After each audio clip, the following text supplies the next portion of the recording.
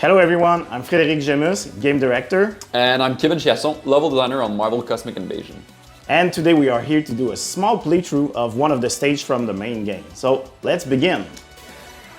So here we're gonna try the campaign and not the arcade mode. Arcade mode is gonna be more like a classic old school experience, while the campaign will have safe progression and maybe a smoother progression. So here you can see clearly the map selection where you can choose stages basically. And here you can see that we're going to go in Wakanda, which is a stage of Act 1 of the game basically.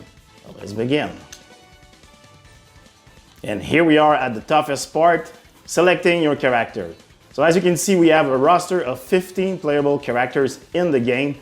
They all cover different playstyles, either ranged character, flying characters, or big brawlers. And about that, Fred, who's your favorite playstyle and character here in the roster? What's your pick? I like to pick up fast characters such as Black Panther and Cosmic Ghost Rider, who is just crazy in terms of the range of abilities that he possesses. And it seems that it's pretty fitting since we're gonna go in Wakanda. We can see squares in the screen right now that are flashing on characters. What does that mean? So these are recommended characters for each of the stages. So therefore, if you want to, explore more storyline or get maybe extra challenges for the stages, you can pick these characters. But you don't have to play them to, get a cool experience. Awesome, and clearly, Fred, don't forget that you can also change color as you're doing right now. So there's really cool palettes for each character. Yeah, let's go with the red one. And let's begin. Shuri, what is the situation? So we can see introduction cutscene to stages, which are putting you in the mood for the action that are coming in, basically. Let's cut a line through the invading. Yeah, and they give some context to, what's happening with the whole Annihilus attack.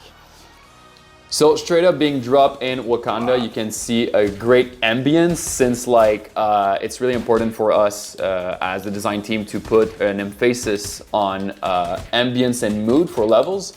So right now Wakanda is being invaded by the bug invasion and AIM is helping them through this little chaos here.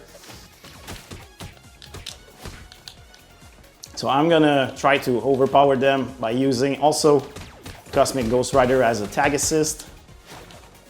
As you can see, it's pretty effective. So you can summon both your character for an assist and doing different actions, or simply swap between characters. And clearly here we can see that the cam blocks, which are like the arenas of the game, are really well timed to give a proper tempo to the encounters and make sure that the player is really engaged with the action at all time. Now I just picked up some health points. This is also a fine detail. All the pickups in the game are themed around the level you're in, basically. So you got a little fruit here in Wakanda. And once again, talking about ambience and vibe, you can see in the background that the AIM soldiers are stealing some stuff from the Wakandian market. little funny stuff happening here. I'll just pull the parry on these Awesome. charging enemies. And now I can also swap in the middle of a combo just to, Nice special. yeah. But I decided to go with a special instead of the swap. But as you swap, Well fitting. you can basically create very effective combos. Okay, so I think, Fred, that it's time for me to join in. Yeah, I might need some help. So what do you think about Captain America and Iron Man? I think these are two great picks. Great, so here we are in multiplayer, having already a fun time. And also, the playstyle and the gameplay is gonna adapt to the number of people that are in the session. So right now, the cam block that you saw in the beginning of the level were for single player. And now all the encounter after that I joined are gonna be for multiplayer, so 2 and 3 person. Yeah, and it's always, jump in, jump out gameplay, either online or even, offline in the same living room if you like, or you can mix and match both, players online or offline and have always an experience that you don't have to go back to the main menu and such. It's all happening in game, in real time. So, cool thing here, stuff happening on the playfield, which are like where the player are doing cool stuff, are really connected to what's happening in the background. So, you're seeing that there's an egg, like basically bug pods falling on the playfield that look like little alien eggs, and you can see in the background that the ships are dropping them onto Wakanda. A little funny scene here with little bug race.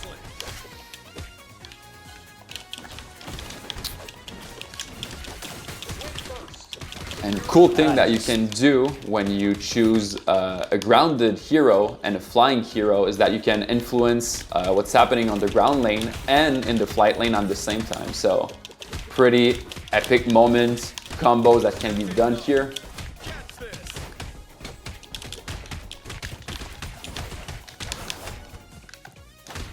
Maglev looks intact. Shuri, can you activate? So using Black Panther's Vibranium blades, you can basically send some, not a trap, but almost like a delayed damage output where the enemy will be affected by sonic damage and basically create an opening with them. So it's pretty useful to use against tougher enemies. So basically you get a stun from the initial hit, but then afterward they are open for even more damage afterward. And you just witnessed that we change places through the same level, which are something that we really explored to make sure that the player feel part of a bigger environment than the classic beat them up sometimes. So we really changed this little aspect to make sure that the player feel that there's navigation through these iconic places through the Marvel Universe. Yeah, the Marvel Universe is so rich and fun that we also wanted to make sure that we could explore as much as possible and, go everywhere we could with every stages that we have in the game. This was something that we really brainstormed and put forward through our design decision. So it's something really great to see in action, that we're really traveling through those locations that are really iconic.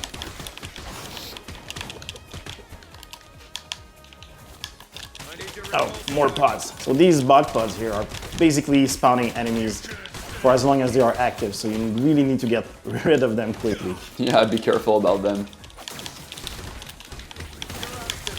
Proto Cannon, classic move, love that. Oh, Almost got hit by that. But I don't feel bad for the AIM soldiers to get crushed. I got hit by the top line.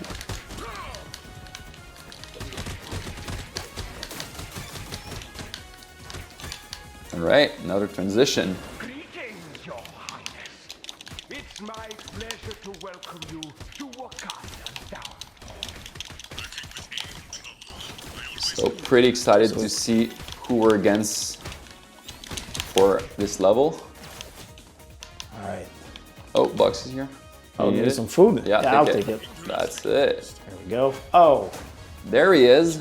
and now we have Claw, who's basically taking advantage of what's happening over here to You cannot hit it. trigger even more chaos. Disrupt Claw's sonic form by striking the generators near him. Okay, I'll take care of the ads here. There we go. There's even more support. So basically, Claw right now is kind of invincible because he's not material, but fortunately, these magnets will help us bring him into his solid form.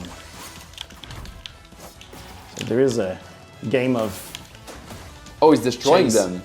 yeah. So as the fight progresses, he's gonna make things a bit harder for us. Here we go. Let's stun him because he's pretty much vulnerable to sonic damage. So when designing the bosses, Fred, what was the objective with them? Like, you see gimmicks that are not really proliferating into the beat 'em up genre. Was that like a part of the design process here at Tribute? I think every time we start to a new boss fight, first we try to be as authentic as we can with the powers of the villain. So Claw obviously has this sound form in which he can transform, but also you want to make sure that players have a good time figuring out what's the trick with him. Nice job. Epic fight here. Here we go. And case resolved. So what we're witnessing now in the scoreboard, Fred, there's like max combo, scores, progression. What does that all mean? So in the game, every time you play a character, the points that you collect with him during the stages are then transferred as basically XP points, which are gonna level up these characters and unlock new abilities, new HP points, more focus and such. So basically, even if you're playing arcade mode or you're playing online campaign, the progression for characters is shared between all of these modes, and you're always progressing. So there's never any wasted opportunities for progression. It sounds really exciting how you explain it right now. So I'm really excited to level up my heroes. Yes, well, it's pretty soon because the game, as we just announced, is coming out on December 1st, 2025. So stay tuned and add to the wish list. Thanks, guys.